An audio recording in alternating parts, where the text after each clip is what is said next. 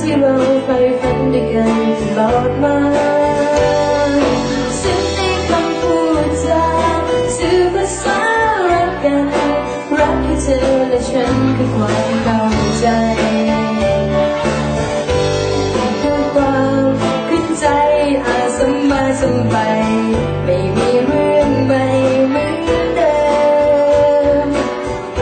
ใจนั้นอยากเขียนเติมจากเรื่องเดิมของเราเขียนข้างเก่าคราวนั้นซึ่งในความผูกพันรักที่เราให้กันรักที่เราไปฝันด้วยกันตลอดมาซึ่งในคำพูดจาสื่อภาษารักกันรักที่เราไปฝันไม่มีเปลี่ยนแปลง